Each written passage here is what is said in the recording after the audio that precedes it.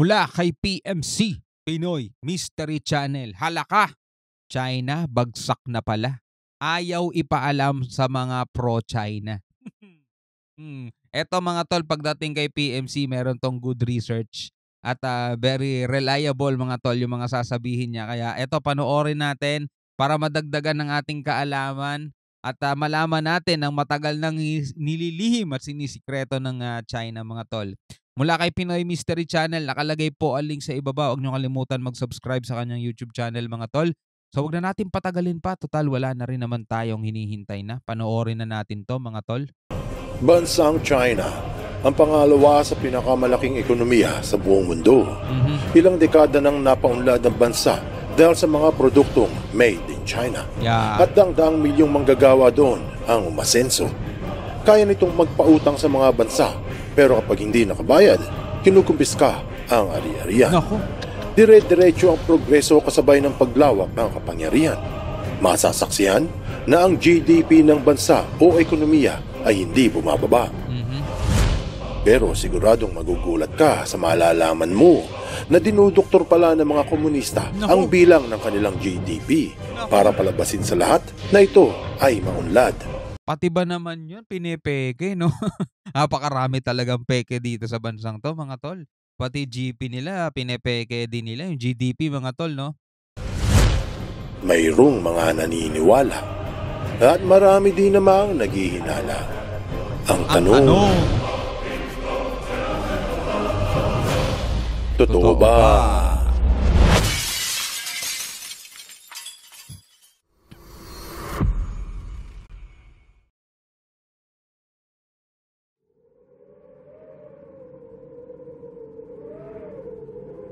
Ito yung mga ipinatayo nila mga establishment na wala naman tumitira, no? Ayan, ang laki ng sinasayang nilang pera para lang maipakita. Wow! Kasi pag makakita ka ng mga ganito matataas na building, makikita mo sibilisado, maunlad, 'di ba?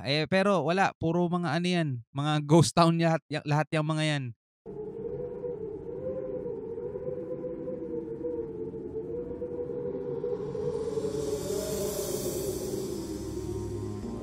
Ang pangalawang pinakamalaking ekonomiya sa buong mundo ay madalas laman ng mga balita.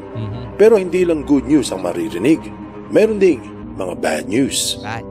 Upang kontrahin ang mga masasamang balita laban sa Partido Komunista, naglalabas ito ng pahayag sa lagay ng kanilang ekonomiya.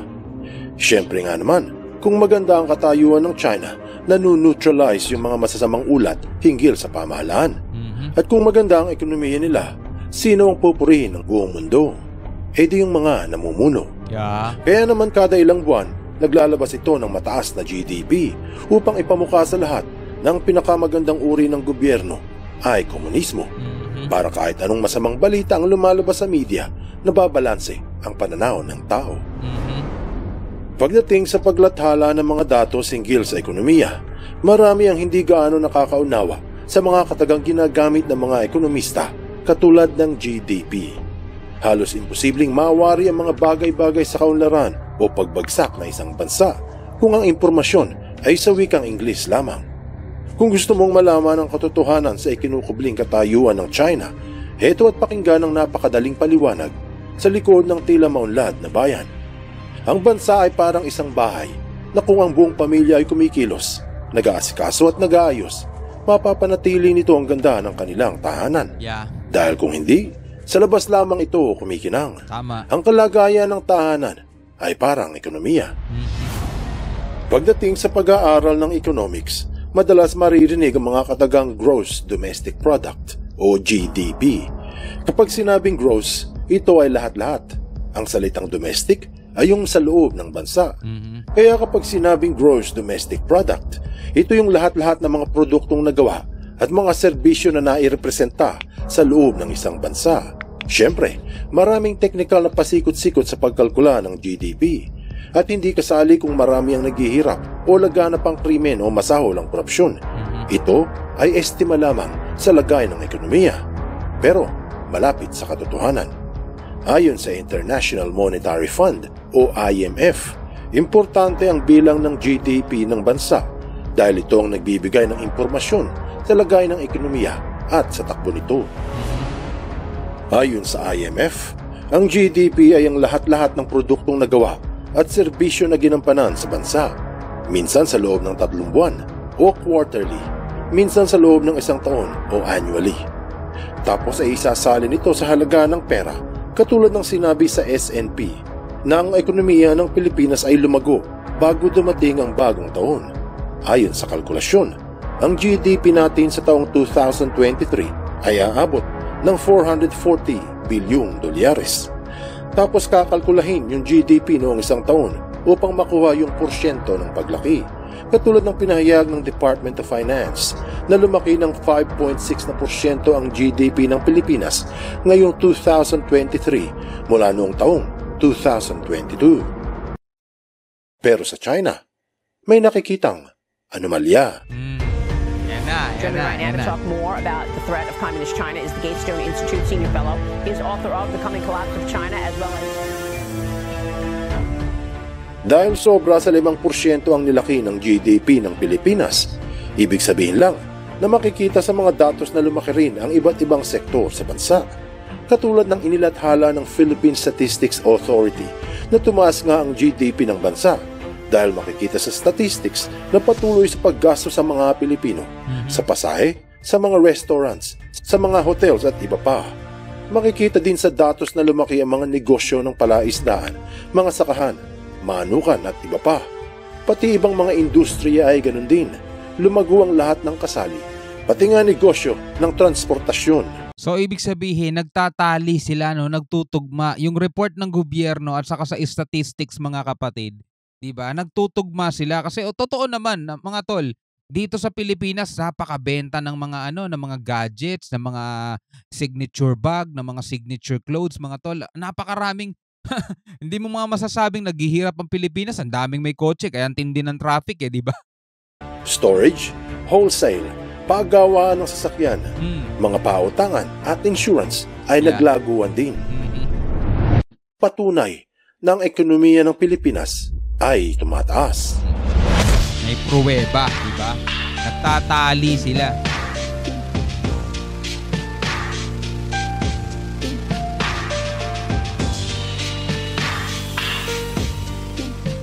Ngayon nga, mga lahat naka-iPhone di ba? Ano ang itinatago ng mga komunista? Patay tayo dyan. Ayan na.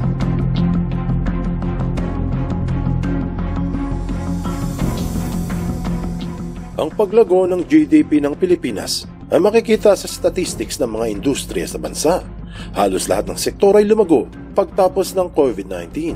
Kaya pati sa Bloomberg pinahayag na ang ekonomiya ng Pilipinas sa taong 2023 ay ang pinakamabilis sa Southeast Asia. Ayon sa ulat, dalampasan pa nito ang Vietnam at Malaysia. Siyempre, hindi ito maitatanggi dahil may mga suporta ng datos. Kaya sinabi ng ilang otoridad sa IMF na umaasa sila na lalakas pa ang GDP ng Pilipinas sa taong 2024. Kumbaga sa isang bahay, lahat ng miyembro ng pamilya ay kumikilos at napapanatili ang katayuan ng kanilang tahanan. Maayos ang loob, kaya maganda ang labas. Pero hindi ganyan ang nangyayari sa China mula noong pandemya. Pagpasok ng 1 taon 2023, ayon sa CNBC, na gusto ng China na makamit yung target nilang GDP na mga 5%. Siyempre, hindi lahat ay kumbinsido na kaya itong gawin. Pero matapos ang taon, sa laking gulat nila, inulat ng Al Jazeera na nakamit ng mga komunista ang kanilang target na higit pa sa 5% ang paglaki ng GDP. Marami ang humanga sa partido dahil sa kanilang galing sa prediksyon, lalo na sa galing nila sa pamamalakad ng bansa. Sino nga naman ang hindi hahanga sa mga komunista sa kabila ng pananakot nito at pambubulas sa mga Pilipino sa WPS? Tunay palang magaling ang partido. Subalit kamakailan lang, isang pagsusuri ang lumabas hinggil sa ekonomiya ng bansa.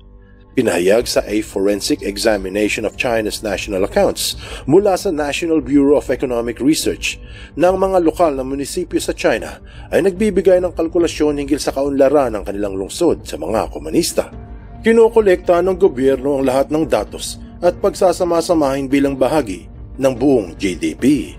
At ayon sa pagsusuri, mayroon palang pabuya sa kung sinong munisipyo ang umuunlad. Kaya dinudoktor ng mga lokal na gobyerno ang kanilang datos para makakuha ng reward sa pamahalaan. Siyempre may pandaraya man, paborito sa mga komunista. Kaya ang sabi sa Financial Times na ang kalkulasyon sa GDP ng China ay kasinungalingan. Pero ay tinanggi ito ng mga komunista. Siyempre. At kahit kailan daw ay hindi sila marunong magsinungaling. Nako! China hindi marunong magsinungaling?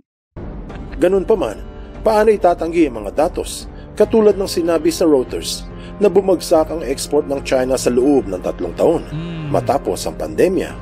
Pinahayag sa Pekingnology na nag-collapse ang tourism industry sa China.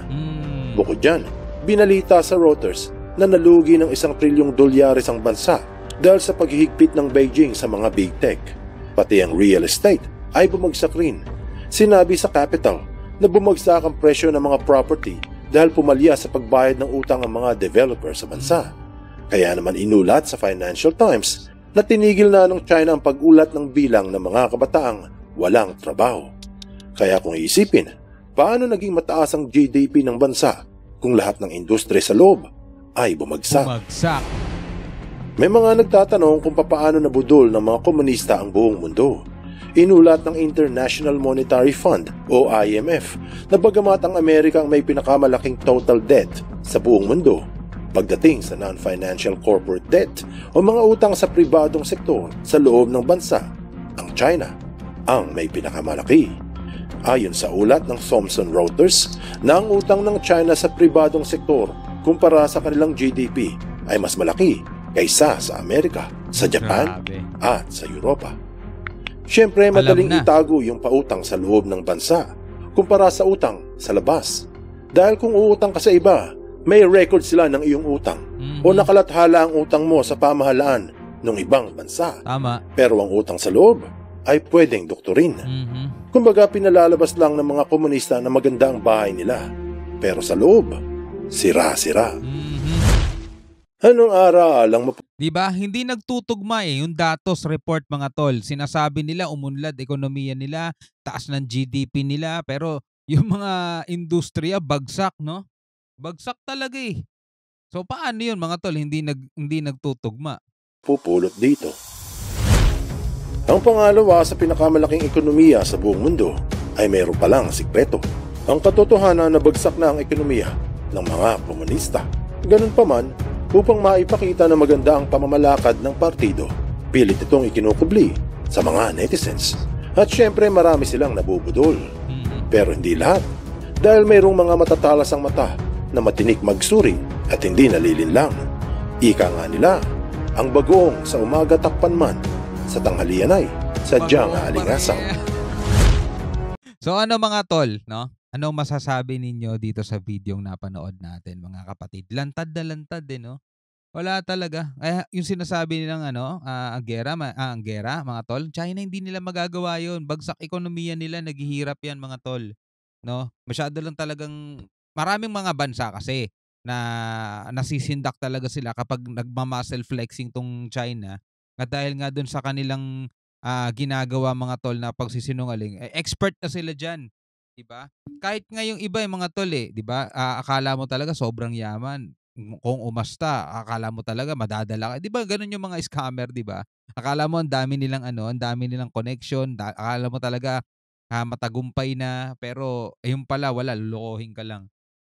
So ikaw, ano masasabi mo rito sa video na napanood natin? Pwede kang magkomento sa baba, mga tol. Hanggang sa muli, ako nga pala si Shobal D. Peace out.